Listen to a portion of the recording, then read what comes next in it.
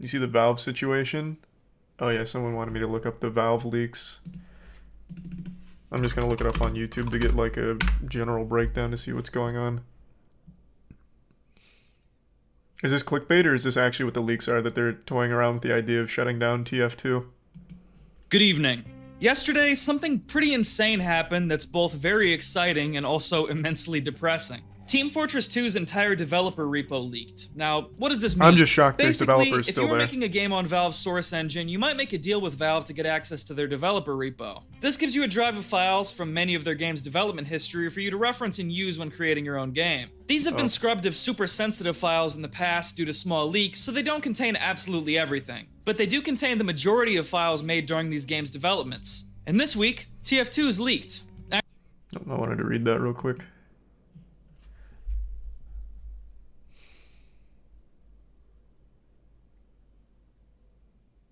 It's crazy how TF2 is just a gift that keeps on giving when it comes to leaks. I feel like once a year, at very least, there is some kind of huge security flaw, some kind of massive exploit that ruins the whole market in the game. Just something big when it comes to lack of any level of security protocols. Actually, not only TF2, but nearly every Source Engine Valve game had their repo dumped. Half-Life 2, Counter-Strike Source, Day of Defeat Source, even Half-Life 2 Deathmatch. What does this mean for Valve? Well, they're probably going to tighten security, they might not let people license their games ever again, and if they weren't a privately owned company, their stocks would probably be plummeting right now, because this might be the biggest leak they've suffered since Half-Life 2's source code got posted online in 2003. I'm hoping they don't go code red and start targeting people sharing the files or, God forbid, YouTubers reporting on them. Thankfully for them, though, this repo leak didn't include the files for CSGO, Portal 2, or Left 4 Dead 2, which would have made things even more catastrophic, as those files probably include stuff from Half-Life 3. Now, what does this leak mean for the future of TF2? Well, also, what does it mean on a bigger scale? So, as I understand it, it's their big cash cow games are still fine. It's really like their older games, or games that Valve doesn't give a fuck about anymore, clearly. So how would this be such a huge hit to Valve itself? Like, they probably leaked it themselves just because they don't care. Like, when was the last time Valve even talked about TF2 besides, like, the massive Save TF2 movement and they were kind of forced into doing something?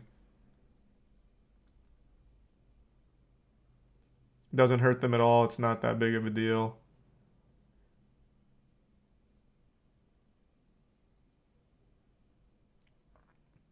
Okay. So kind of getting mixed reports here.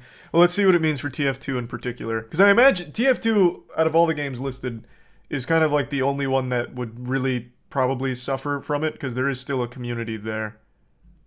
Well, it means that the community now has access to nearly every single piece of official TF2 content ever made. Basically, no stones left unturned. So, unless you're so huffed up on copium you still think that another major TF2 update or even TF3 is coming, it would appear that this is probably the last significant drop of Valve-made TF content you or I might ever see, which is very saddening. We've truly reached the bottom of the barrel and now have nearly every piece of official TF2 content ever prototyped, and there's not any more on the way. Once the nerds of the Valve community who spend hours obsessing over wall I see why the TF2 community would get very upset after these leaks, because it confirms that Valve truly, legitimately has given absolutely no care to TF2 in years, haven't even thought about it and have added nothing.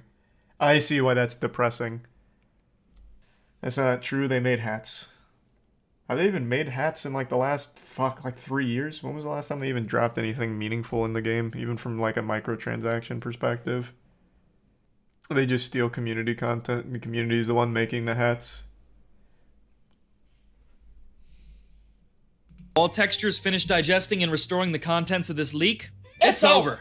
Now, it's not all bad, because of course these files include a ton of really cool shit, and it'd be foolish not to expect them to spur in a new wave of interesting TF2 fan content. So that should be fun to see. It's also going to take a long time for people to wrap their heads around everything in this leak, since it's about 60 gigabytes and includes basically every file made for the game between 2007 and 2015. But here's some of the most interesting things people have found so far. We have files from the Cut VIP mode, including multiple versions of Hunted, a map based on surface tension from Half-Life 1. We have files for an official rocket jump map and unreleased tutorial levels for the Soldier. We have the early versions of Powerhouse and Mercenary Park from before 2011. We have model versions of basically every backpack item render, like the refined metal and stuff. So they have some cool little things to check out. Mode that I think evolved into MVM, and a ton of bizarre assets for it, like the Knight and this big-ass sentry thing. Okay. So the title's not inaccurate. The leaks kind of confirm Valve is never touching TF2 again. But the leaks themselves aren't what killed the game. It just finally confirmed what everyone's already known. Valve does not care about TF2. Got it. I see now. I see what this all means. But at least it was a good send-off. You get to look at some prototype maps and what could have beens.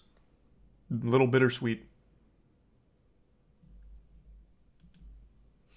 Were you thinking of having a Moist esports team for Ascension Valorant like Toasted? I was watching that. Yeah, I've been keeping up, but for Moist esports, probably not.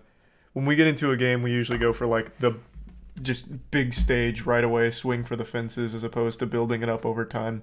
But I really have been enjoying watching Toast today. I was watching a little bit before stream because he was doing the watch party for them versus Oxygen. So I hope his team makes it to the big stage.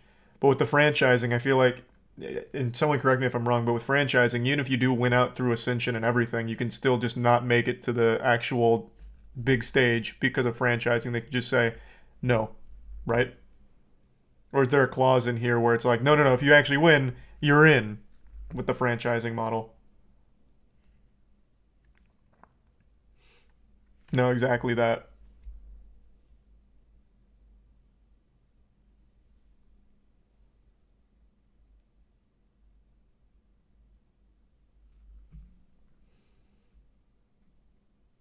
They made it to Challengers 10 minutes ago. They beat Oxygen.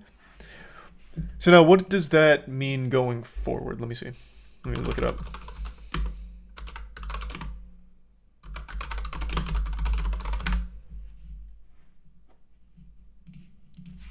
Okay, this is too new for anything real time. Unlucky. Okay. So then someone break it down for me. So they win, they make it to Challengers, but it's franchised. Like the big stage is franchised. So can't Riot just come in and say, we don't really like this guy's Toast. He's a little not brand friendly for us. We also didn't like when he was on Facebook Gaming. So you're not allowed. Can't they do that? Because that's what they did to like 4 other tier 1 esports orgs with the franchising model. Yeah, they can still do that. See, that's a bunch of fucking baloney. God damn it, I'm not clicking the 4th vid. Learn how to shut off your own Valve.